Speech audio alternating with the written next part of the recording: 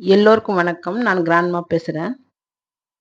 கரூர்ல நடந்த 41 மரணம். 41 பேர் செத்து போனதுக்கு, முழுக்க முழுக்க விஜய் தான் காரணம்ங்கிற மாதிரி திமுக காரங்கலாம் பேசுனாங்க. அவங்க பேசுனதும் இல்லாம, எல்லாரையுமே பேச வச்சாங்க. விஜய்க்கு எதிரா பேச வச்சாங்க. கட்சிக்காரங்கள பேச வச்சாங்க. கூட்டணி கட்சிக்காரங்கள பேச வச்சாங்க. பத்திரிக்கைக்காரங்கள பேச வச்சாங்க. சோசியல் மீடியாலலாம் பேச வச்சாங்க. இப்போ நீதிபதி அவர்களையும் பேச வச்சிருக்காங்க. விஜய்க்கு எதிரா நீதிபதி அவர்களையும் பேச வச்சிருக்காங்க. இவ்வளோ பேர் பேசினாலும் திரு எடப்பாடி அவர்கள் ஃபர்ஸ்ட் என்ன பேசினாரோ அதே கருத்துல தான் அவர் உறுதியா நிக்கிறாரு. 41 பேர் செத்து போனதுக்கு காரணம் அங்க வந்து பாதுகாப்பு குறைபாடு தான் சொல்லிட்டு அன்னையிலிருந்து இன்னைக்கு வரைக்கும் அவர் அப்படிதான் பேசிட்டு இருக்காரு. அவர் தான் ஒரு நல்ல அரசியல் தலைவர். நியாயமா பேசுறாரு. தாவேகா சார்புல மதுரை நீதிமன்றத்திலும் உயர் நீதிமன்றத்திலும் வழக்கு தொடர்ந்து இருக்காங்க. மதுரையில வந்து 2 நீதிபதிகள் வந்து இதுக்கு தீர்ப்பு சொல்றாங்க. அவங்க வந்து பொதுவா தான் பேசுறாங்க. 2 பேருக்குமே பொதுவா பேசுறாங்க. யார் பக்கமும் அவங்க பேசல. அவங்க பேசும்போது ஒரு வார்த்தை சொல்றாங்க. "விஜய் தாமதமா வந்ததுனால தான் இந்த விபத்துக்கு காரணம், இந்த மரணத்துக்கு காரணம்னு சொல்றீங்களே. நீங்க குடுத்த டைம் வந்து 3லேருந்து 10க்குள்ள. அதுக்குள்ள தான் அவர் வந்துட்டாரே. 7 மணிக்கே அவர் வந்துட்டாரே. அது எப்படி தாமதமாகும்?" அப்படின்னு சொல்றாங்க. அடுத்ததா விஜய் அவங்க சார்புல வந்து சிபிசிஐடிக்கு மாத்த சொல்லியிருந்தாங்க. இப்போ வச்சிருக்கிற விசாரணை குழு மேல எங்களுக்கு நம்பிக்கை இல்ல. அதனால நீங்க வந்து சிபிசிஐடிக்கு மாத்துங்கன்னு சொல்லியிருந்தாங்க. அதுக்கும் அவங்க என்ன சொல்றாங்கன்னா, "இப்ப தானப்பா ஆரம்பிக்க போறாங்க விசாரணைய. அதுக்குள்ள அவங்க வந்து சரியா பண்ணலன்னு எப்படி சொல்ல முடியும்? அவங்க விசாரணை ஆரம்பிக்கட்டும். ஆரம்பிச்சதுக்கு அப்புறமா உங்களுக்கு திருப்தி இல்லன்னா, அப்போ வாங்க நீதிமன்றத்துக்கு. அப்போ நாங்க விசாரிக்கிறோம்." அப்படின்னு சொல்லியிருக்காங்க. அந்த நீதிமன்றத்துல எந்த தவறும் பண்ணல. அவங்க வந்து சரியா 2 பேருக்குமே பொதுவா தான் பேசியிருக்காங்க. ஆனா உயர் நீதிமன்ற நீதிபதி வழக்க பத்தி மட்டும் பேசாம விஜய்க்கு எதிரா பேசுறாரு. அவர் என்ன சொல்றாருன்னா, "விஜய் ஏன் நீங்க இன்னும் கைது பண்ணல? விஜயோட பஸ்ஸ ஏன் நீங்க பறிமுதல் பண்ணலன்னு?" கேட்கிறாரு. எதுக்காக அவர் அப்படி கேட்கிறாருன்னா, விஜய் பிரச்சாரத்துக்கு போய்க்கிட்டு இருக்கும்போது, ஒரு தொண்டன் வந்து விஜயோட தொண்டன் வந்து அந்த பஸ் மேல ஓரமா வரும்போது பஸ் மேல இடிச்சிடுறான். இடிச்சிட்டு கீழ விழுந்துறான். விழுந்துட்டு உடனே எழுந்துக்கிறான். அவனுக்கு ஒண்ணும் அடிபடல. பஸ் ரொம்ப வேகமால போல, ஸ்லோவா தான் போயிட்டுருக்கு.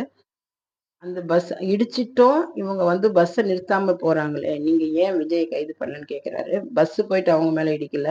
அந்த பையன் தான் பஸ் மேல வந்து இடிச்சான். அவனுக்கு எதுவும் அடிபடல. சட்டன்றது எல்லாருக்கும் சமம் தான். அதனால நீங்க ஏன் விஜய கைது பண்ணல? அவருடைய பஸ்ஸ ஏன் பறிமுதல் பண்ணலன்னு கேட்கிறாரு.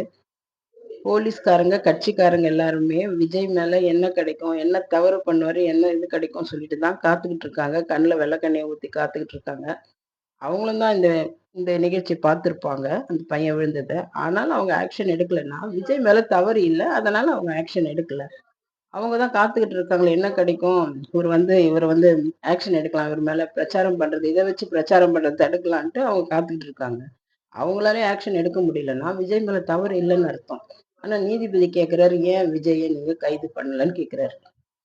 எப்படி எல்லாரையும் விஜய்க்கு எதிரா பேச வச்சாங்களோ, அதே மாதிரி இப்போ நீதிபதி அவர்களையும் விஜய்க்கு எதிரா பேச வச்சுட்டாங்க. பாண்டியன் ஒருத்தர் இருக்காரு. அவரு என்ன எல்லாருக்குமே தெரியும் அவர. முதல்ல தந்தி டிவில இருந்தாரு. இப்ப தனியா அவர் சேனல் வச்சிருக்காரு. அவர் என்ன சொல்றாருன்னா, திருபுவனம் அஜித்குமார் கொலை வழக்குல முதல்வருக்கு சம்பந்தமே இல்ல. இருந்தாலும் அவர் மன்னிப்பு கேட்டார் இல்லையா? அந்த மாதிரி விஜய் ஏன் கேட்கக்கூடாதுன்னு சொல்றாரு. முதல்வர் அவர்கள் எதுக்கு மன்னிப்பு கேட்டாருன்னா, காவல்துறைய தன்னுடைய கட்டுப்பாட்டுல வச்சிருக்காரு. காவல்துறை என்ன தவறு செஞ்சாலும் அதுக்கு வந்து முதல்வர் அவர்கள் தான் பதில் சொல்லணும். அதனால அவர் வந்து மன்னிப்பு கேட்டாரு. அதுவும் இல்லாம, விஜய் எதுக்காக மன்னிப்பு கேட்கணும்? அவர் எந்த தவறுமே செய்யலையே! அவர் மக்கள சந்திச்சு பேசறதுக்கு தானே அவர் வந்தாரு. அங்க இருக்கிற ஊழல் எல்லாம் சுட்டி காட்டுறதுக்கு வந்தாரு. அங்க நடக்கிற அநியாயத்த தட்டி கேட்க வந்தாரு. அவர் எந்த தவறும் செய்யல. 2வது பாதிச்சிருக்கிறதே விஜய் தான். பாதிப்பு ஏற்பட்டதே விஜய்க்கு தான். அப்படி இருக்கும்போது அவர் ஏன் மன்னிப்பு கேட்கணும்? பாண்டேவும் திமுகல போய் சேர்ந்துட்டாரு போல இருக்கு. இந்த நீதிபதி அவர்கள் வந்து விஜய்க்கு எதிரா பேசுறத பார்க்கும்போது, பழைய படத்துல எம்.ஆர். ராதா அவர்கள் ஒரு டயலாக் சொல்லுவாரு. ஜட்ஜுங்க எல்லாம் வானத்துல இருந்தா வந்தாங்க. அவங்களும் வக்கீலா இருந்து பொய் பேசி வக்கீலா இருந்துட்டு தானே வந்தவங்க. அது எப்படி ஜட்ஜ போயிட்டு கடவுள் மாதிரின்னு சொல்றீங்கன்னு சொல்லுவாரு. அந்த டயலாக் தான் இப்ப எனக்கு ஞாபகத்துக்கு வருது. தமிழ் தேசியம், தமிழ் தேசியம்ன்னு பேசிக்கிட்டு இருக்கிறவரு சீமான் அவர்கள்.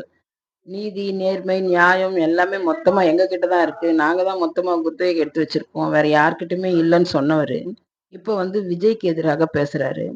மொத்த 41 பேர் செத்து போனதுக்கும் காரணம் விஜய் தான்ங்கிற மாதிரிலாம் பேசுறாரு. திமுக மேல எந்த தவறும் இல்லங்கிற மாதிரி பேசுறாரு. இந்த விஷயத்துல திரு எடப்பாடி அவர்களை பாராட்டலாம், கண்டிப்பா பாராட்டணும். பாதிக்கப்பட்டவர்களை பார்க்கும்போது அவர் என்ன பேசினாரோ அதே தான் இன்னமும் பேசுறாரு. அத்தனை பேரும் செத்து போனதுக்கு காரணம் பாதுகாப்பு இல்லாததுதான், பாதுகாப்பு குறைபாடு தான் சொல்லிட்டு இருந்தாரு. அதே தான் இப்பவும் சொல்றாரு. இன்னும் சில விஷயங்களையும் அவர் சொல்லுவாரு. இப்ப வந்து விசாரணை ஆணையம் வந்து விசாரிச்சுக்கிட்டு இருக்கிறதுனால அதெல்லாம் நான் பேசல அப்படிங்கிற மாதிரி அவர் போற மீட்டிங்ல எல்லாம் பேசுறாரு. சில தவறுகள் விஜய் மேல இருக்கிறதையும் அவர் சொல்றாரு. நியாயமா பேசுறாரு. ஒரு அரசியல் தலைவன்னா அப்படிதான் இருக்கணும். தனிப்பட்ட விரோதத்தெல்லாம் ஒதுக்கி வச்சுட்டு, அங்க என்ன நியாயமோ அதுதான் பேசணும். அததான் திரு எடப்பாடி அவர்கள் பேசிக்கிட்டு இருக்காரு. இவர வந்து நம்முடைய துணை முதல்வர் எவ்வளவு அசிங்கப்படுத்தியிருக்காரு, பேசி அசிங்கப்படுத்தியிருக்காரு. இருந்தாலும் கெட்டாலும் மேன்மக்கள் மேன்மக்கள் என்கிற பழமொழிக்கு தகுந்த மாதிரி திரு எடப்பாடி அவர்கள் இப்போ உயர்ந்து நிற்கிறாரு. எப்போ சனிக்கிழமை வரும், விஜய் அவர்கள் வந்து பேசுவாருன்ட்டு எல்லோருமே காத்துக்கிட்டு இருந்தாங்க. நேரடியா பார்க்குறவங்க மட்டும் இல்ல, டிவில பார்க்குறவங்களும் தான். ஏன்னா, அவர் வந்து அவ்வளவு நல்லா பேசினாரு. மக்களுக்கு என்ன தேவையோ அத பத்தி பேசினாரு. ஆளுங்கட்சியோட தவற வந்து சுட்டிக்காட்டினாரு. அத தட்டி கேட்டாரு. இது எப்போ வரும்? சனிக்கிழமை எப்போ வரும்? விஜய் அவர்கள் எப்போ வருவாருன்ட்டு எல்லாம் காத்துக்கிட்டு இருந்தாங்க. 2 வாரமா நல்லபடியா போச்சு. 3வது வாரம் எப்படி அவர வந்து இந்த பிரச்சாரத்த நிறுத்த வைக்கிறதுன்னு சொல்லி சூழ்ச்சி பண்ணி, அவர வந்து சூழ்ச்சி வலையில விழ வச்சு, இப்ப பிரச்சாரம் பண்றதே நின்னு போச்சு. சனிக்கிழமை இன்னைக்கு அவர ஞாபகம் தான் வருது. நல்லபடியா அன்னைக்கும் போயிருந்தா, கரூர்ல நல்லபடியா நடந்திருந்தா, இன்னைக்கு வந்திருப்பாரு அவரு. எல்லாருடைய சூழ்ச்சியும் ஒரு நாள் வெளியில வரும். விஜய் அவர்கள் இதையெல்லாம் மறந்துட்டு, இன்னும் அந்த சூழ்ச்சி செய்றவங்கள எப்படி முறியடிக்கிறது? அவங்க சூழ்ச்சி எப்படி முறியடிக்கிறதுன்னு யோசிச்சு அவர் வெளியில வரணும். பிடிச்சிருந்தா லைக் பண்ணுங்க, ஷேர் பண்ணுங்க, உங்க கருத்தை பதிவு பண்ணுங்க. மறக்காம சப்ஸ்கிரைப் பண்ணுங்க. நன்றி, வணக்கம்.